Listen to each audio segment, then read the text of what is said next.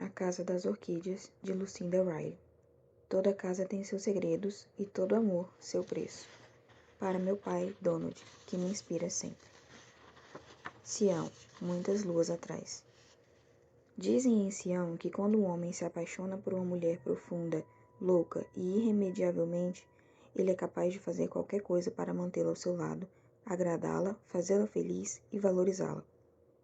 Certa vez, houve um príncipe de Sião que se apaixonou com essa força por uma mulher de rara beleza. Ele persistiu e a conquistou, porém, algumas semanas antes do casamento, celebração que incluiria uma festa nacional, o príncipe ficou preocupado.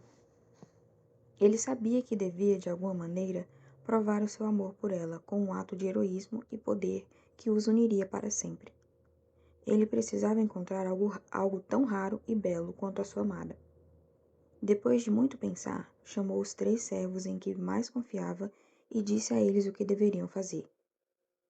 Ouvi histórias sobre a orquídea negra que floresce no nosso reino, no alto das montanhas do norte. Quero que a encontrem e a tragam para mim, para que eu dê à princesa no dia do nosso casamento. Aquele que me trouxer a orquídea primeiro será recompensado com um tesouro que o fará um homem rico. Os 2 que falharem não viverão para assistir ao meu casamento. O coração dos 3 homens, ao se curvarem em frente ao príncipe, se encheram de terror, pois sabiam que estavam diante da morte. A orquídea negra era uma flor mítica, assim como os dragões dourados e cheios de joias que adornavam as proas dos barcos reais, que levaram o príncipe ao templo onde se casaria com a nova princesa. Era uma lenda. Naquela noite, os 3 homens voltaram para suas famílias e se despediram. No entanto, um deles, deitado nos braços da esposa que chorava, era mais esperto do que os outros, e tinha ainda mais vontade de viver do que eles. Quando chegou a manhã, ele havia traçado um plano. Partiu para o mercado flutuante, que vendia temperos, sedas e flores. Lá, usou moedas para comprar uma linda orquídea de uma rosa muito intensa, completa de pétalas escuras e aveludadas.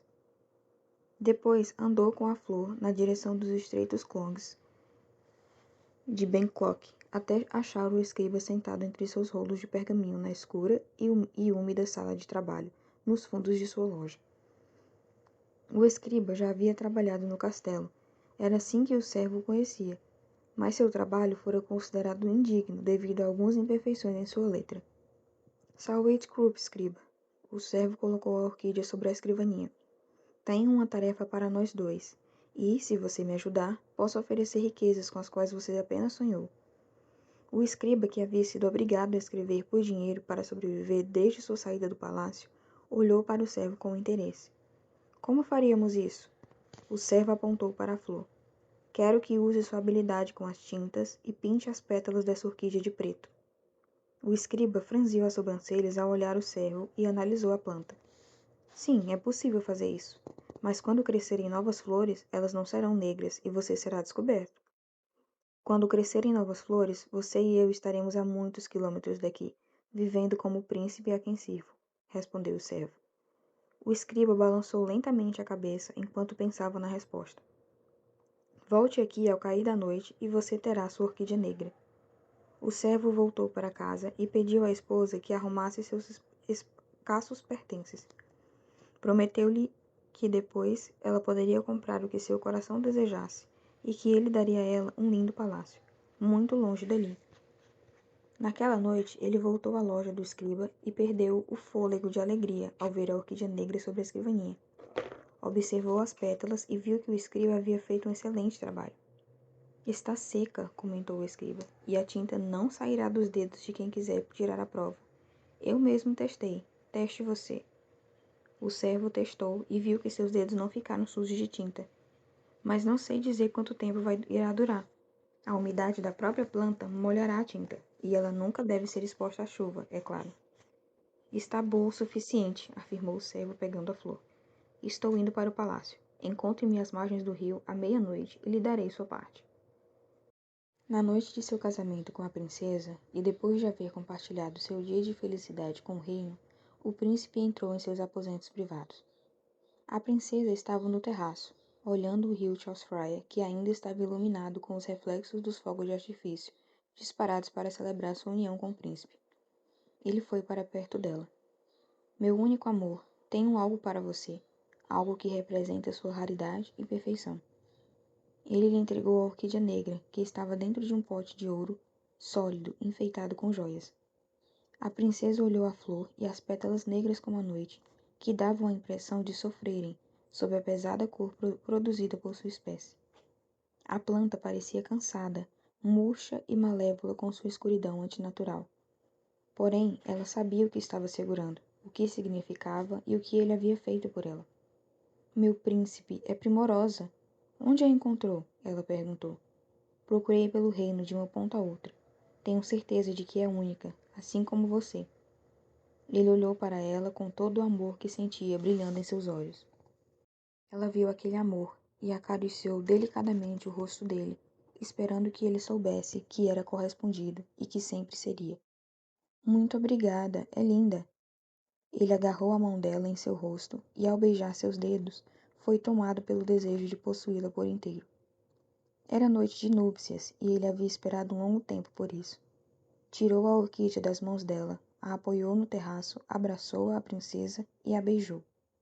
Venha para dentro, minha princesa, ele murmurou em seu ouvido. Ela deixou a orquídea negra no terraço e o seguiu até o quarto. Um pouco antes do amanhecer, a princesa se levantou e saiu para dar bom dia à primeira manhã da nova vida dos dois. Ela viu, pelas poças rasas, que havia chovido durante a noite. O novo dia estava nascendo. O sol ainda estava meio escondido pelas árvores do outro lado do rio. No terraço havia uma orquídea rosa e magenta, no mesmo pote de ouro que o príncipe entregara a ela. A princesa sorriu e tocou as pétalas da flor, agora limpas e saudáveis por causa da chuva, muito mais bonitas do que a mesma orquídea negra que o príncipe dera para ela na noite anterior. Um suave tom de cinza tingia a poça ao redor dela. Por fim, ao entender o que acontecera, ela pegou a flor e cheirou seu divino perfume, ponderando sobre o que fazer. Era melhor contar uma verdade para ferir ou uma mentira para proteger? Alguns minutos depois, ela voltou para o quarto e se aconchegou novamente nos braços do príncipe. Meu príncipe, ela murmurou enquanto ele acordava. A orquídea negra foi roubada durante a noite. Ele se sentou de repente, horrorizado, pronto para chamar os guardas. Ela o acalmou com um sorriso. Não, meu querido. Eu acredito que ela nos foi dada apenas por uma noite, a noite em que nos tornamos um só, quando nosso amor floresceu e nos tornamos parte da natureza também. Não podíamos presumir que ficaríamos com algo tão mágico só para nós. E além disso, ela iria murchar e morrer, e eu não aguentaria. Ela pegou a mão dele e a beijou. Vamos acreditar no poder dela e saber que sua beleza nos abençoou na primeira noite de nossas vidas, juntos.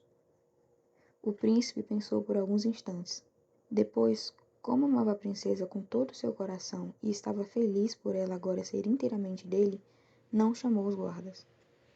À medida que ele envelheceu e a união deles se provou bem-sucedida e abençoada como uma criança concebida naquela noite, e muitas outras depois, ele acreditou por toda a vida que a mística orquídea negra lhes havia emprestado sua mágica, mas não pertencia a eles. Na noite depois do casamento do príncipe com a princesa, um pobre pescador estava sentado nas margens do rio Chalfraya, a algumas centenas de quilômetros do Palácio Real. A linha de pesca estava vazia havia 2 horas. Ele se perguntava se os fogos de artifício da noite anterior haviam espantado os peixes para o fundo do rio. Não pegaria nada para vender e sua família passaria fome. Conforme o sol subia acima das árvores da margem oposta para jogar sua luz abençoada sobre a água, ele viu alguma coisa brilhar entre os restos de algas verdes que flutuavam pelo rio. O pescador deixou a vara e entrou na água para pegá-la. Agarrou-a antes que flutuasse para longe e puxou um objeto coberto de águas para a margem. Ao remover as algas, que visão! Um belo pote feito de ouro polido, decorado com diamantes, esmeraldas e rubis. Esqueceu-se da vara, guardou o pote em sua cesta e partiu para o mercado de joias da cidade, sabendo com o coração transbordando de felicidade que a família nunca mais passaria fome. 1. Inverno. Norfolk, Inglaterra. Tenho o mesmo sonho todas as noites. É como se minha vida fosse lançada para o alto e todos os pedaços caíssem pelo chão, de frente para trás, pelo avesso. Fazem parte da minha vida e ainda assim estão na ordem errada, são uma visão fragmentada. Dizem que sonhos são importantes e nos contam algo que estamos escondendo de nós mesmos. Não estou escondendo nada de mim mesma, bem que queria conseguir fazer isso. Eu durmo para esquecer, para encontrar um pouco de paz, pois fico o dia todo lembrando deles. Não sou louca, apesar de que recentemente tenho pensado muito sobre o que é loucura. Milhões de seres humanos, cada um único, cada um com seu próprio perfil de DNA, seus próprios pensamentos, uma perspectiva pessoal do mundo dentro da cabeça. E cada ponto de vista é diferente. Cheguei à conclusão de que o que nós humanos podemos compartilhar de verdade são a carne e os ossos, a matéria física com a qual nascemos. Por exemplo, já me disseram várias vezes que cada pessoa reage de maneira diferente à perda e que nenhuma reação é errada. Algumas pessoas choram por meses, anos até. Vestem-se de preto e ficam de luto. Outras parecem indiferentes à perda. Elas as enterram, seguem a vida como antes, como se nada tivesse acontecido. Não tenho certeza de como tem sido minha reação. Não chorei por meses. Na verdade, quase não chorei. Mas também não esqueci. Nunca esquecerei. Estou ouvindo alguém lá embaixo. Tenho de levantar e fingir estar pronta para encarar o dia. Alicia Howard parou o carro no meio-fio. Desligou o motor e subiu o morro até o chalé. Ela sabia que a porta da frente nunca ficava trancada, então a abriu e entrou. Parou na sala de estar ainda escura e sentiu um arrepio. Caminhou até as janelas e afastou as cortinas.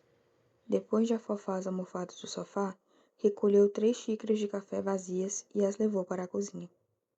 Andou até a geladeira e a abriu. Uma garrafa de leite solitária pela metade estava na porta.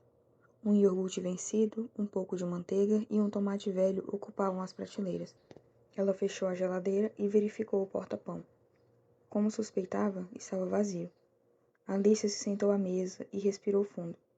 Pensou em sua cozinha quente e bem abastecida, no cheiro consolador de algo cozinhando no fogão para o jantar, no som das crianças brincando e das suas risadas doces e agudas, o coração de sua casa e sua vida. O contraste com aquele aposento pequeno e frio não passou despercebido. Na verdade, era uma metáfora adequada à atual vida de sua irmã mais nova. A vida de Júlia e seu coração estavam vazios. O som de passos rangendo na escada de madeira avisou Alicia de que a irmã se aproximava. Ela a viu aparecer na porta da cozinha e, como sempre, ficou impressionada com a beleza de Júlia. Alicia era loira e tinha pele clara. Júlia era morena e exótica. Seu volumoso cabelo castanho avermelhado emoldurava o rosto de traços delicados, e o peso que perdera recentemente havia apenas destacado os olhos luminosos e arredondados e as altas maçãs do rosto. Júlia estava vestida de maneira inadequada para o clima de janeiro. Uma blusa vermelha de caftã, alegremente bordada com linhas de seda coloridas, e um par de calças pretas e folgadas de algodão, escondendo a magreza de suas pernas.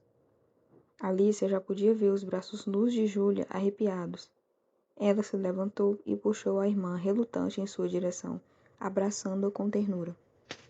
Querida, ela disse, parece que você está com muito frio. Devia comprar roupas mais quentes. Quer que eu traga uns agasalhos meus? Estou bem, Júlia respondeu, querendo se livrar da irmã. Café? Não tem muito leite, acabei de ver na geladeira. Tudo bem, eu tomo puro. Júlia foi até a pia, encheu a chaleira e a ligou. E então, como tem passado os dias? Perguntou Alicia. Bem, respondeu Júlia, tirando 2 xícaras da prateleira. Alicia fez uma careta. Bem, era a resposta pronta de Júlia. Ela a usava para não dar espaço às perguntas. Viu alguém essa semana? Na verdade não, disse Júlia. Querida, tem certeza de que não quer passar um tempo com a gente? Não gosto de ficar pensando que você está aqui sozinha. Obrigada pela oferta, mas estou bem mesmo, Júlia falou sem prestar atenção. Alicia suspirou frustrada. Júlia, não parece que você está muito bem. Emagreceu mais. Está comendo? É claro que estou. Você quer café ou não? Não, obrigada. Ótimo. Júlia colocou o leite de volta na geladeira. Ao se virar, seus olhos âmbar brilhavam de raiva. Olha, eu sei que você só está fazendo isso porque se preocupa comigo. Mas, honestamente, Alicia, não sou um de seus filhos e não preciso de babá. Eu gosto de ficar sozinha. Mesmo assim, falou Alicia docemente, tentando segurar a impaciência que crescia dentro dela. Vai pegar um casaco, vamos sair. Na verdade, tenho planos para hoje, Júlia respondeu. Então é melhor cancelá-los. Preciso da sua ajuda. Por quê? Ele faz aniversário semana que vem, caso eu tenha esquecido, e quero comprar um presente para ele. E precisa da minha ajuda para isso, Alicia. Ele fará 65 anos e talvez se aposente. Eu sei, ele também é meu pai. Alicia se esforçou para manter a compostura. Haverá uma venda de móveis e objetos em Walton Park, ao meio-dia. Poderíamos ir lá e ver se compramos alguma coisa para o papai. Ela viu uma gotinha de interesse nos olhos de Júlia. Walton Park será vendida? Sim, você não sabia? A postura de Júlia se desmontou de repente. Não, não sabia. Por quê? Acho que é o motivo de sempre. Dívidas deixadas de herança. Ouvi dizer que o atual dono vai vendê-la a um rapaz da cidade com mais dinheiro que bom senso. Nenhuma família moderna tem dinheiro para manter um lugar como aquele.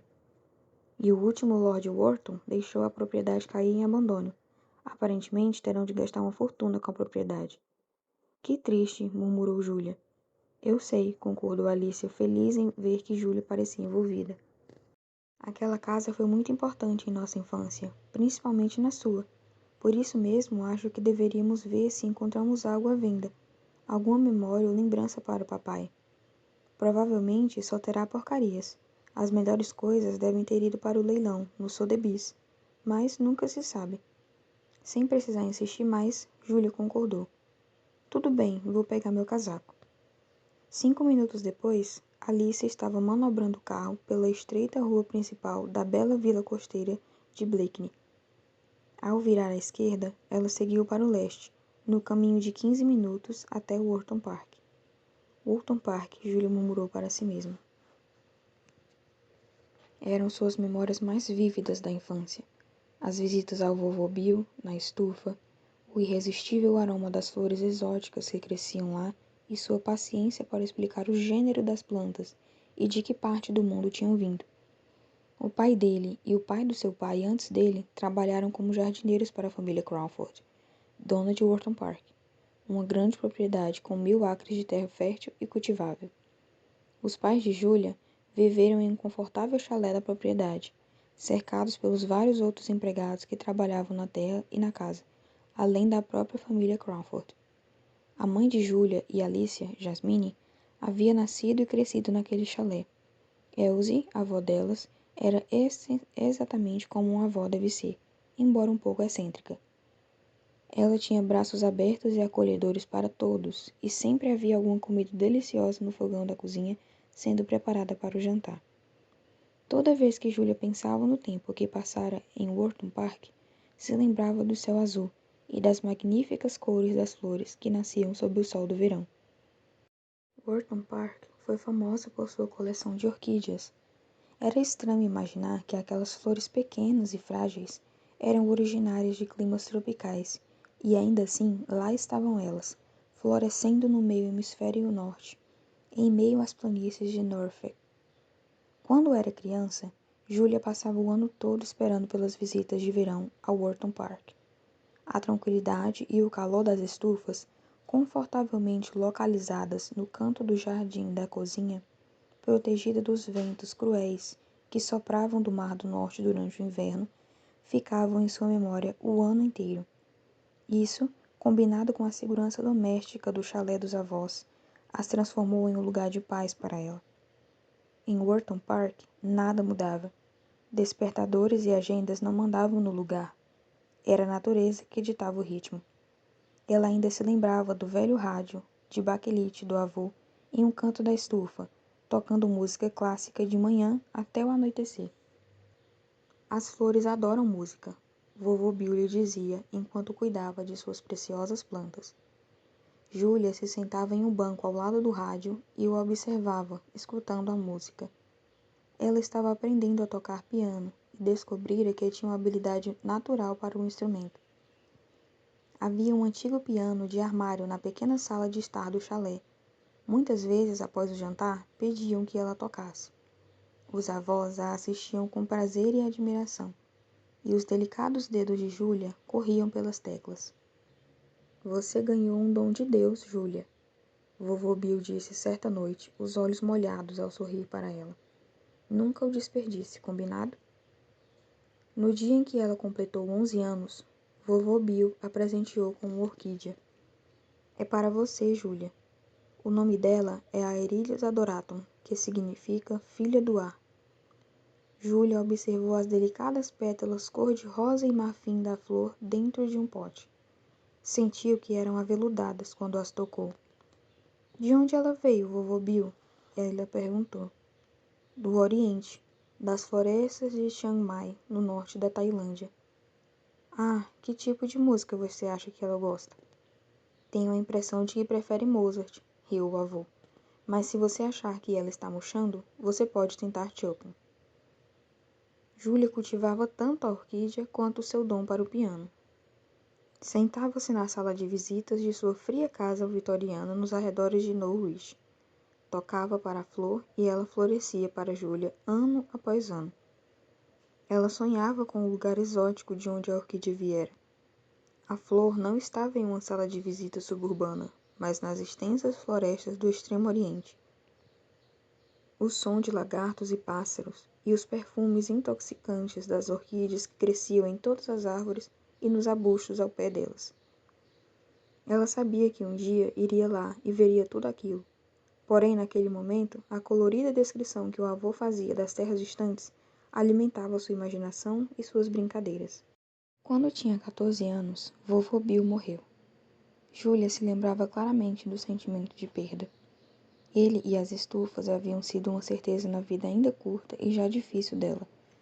Uma influência sábia e gentil, aberta para ouvi-la, talvez mais como um pai do que o seu próprio pai havia sido.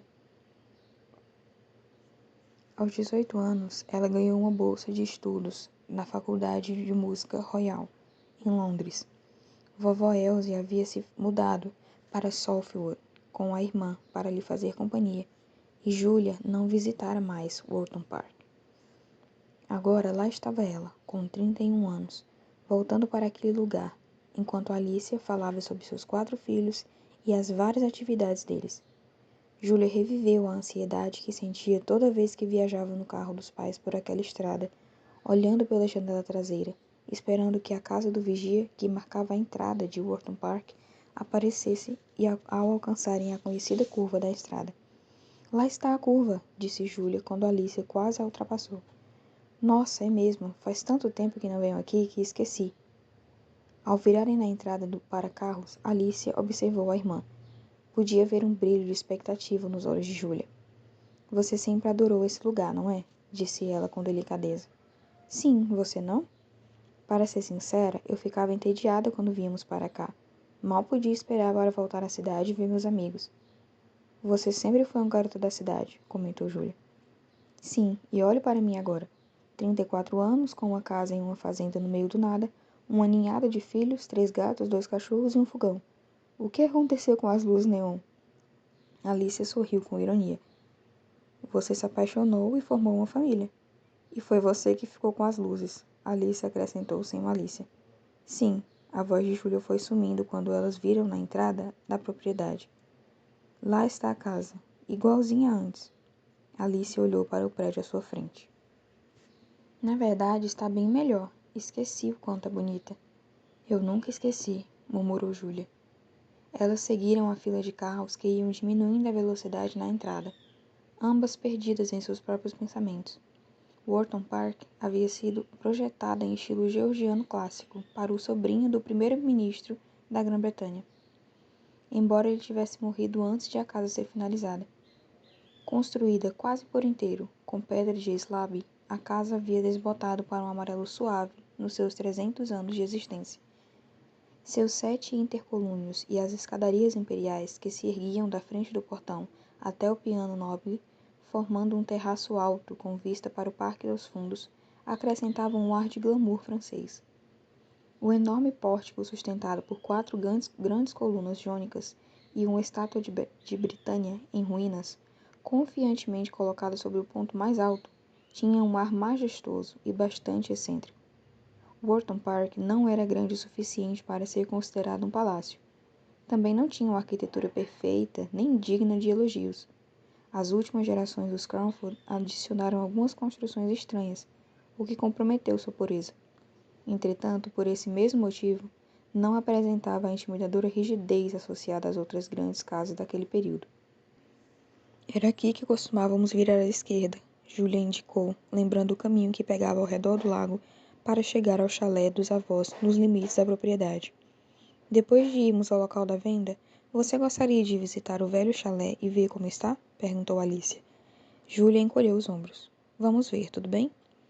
Homens com casacos amarelos organizavam os carros nas vagas. A notícia deve ter se espalhado, comentou Alicia, ao virar o carro no espaço indicado e o estacionar. Ela se virou para a irmã e colocou a mão sobre o joelho dela.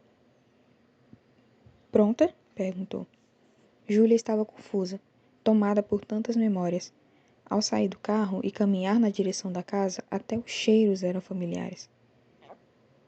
Grama molhada e recém-cortada, e o leve toque de um aroma que ela percebeu vir dos jasmins plantados ao redor do gramado à frente.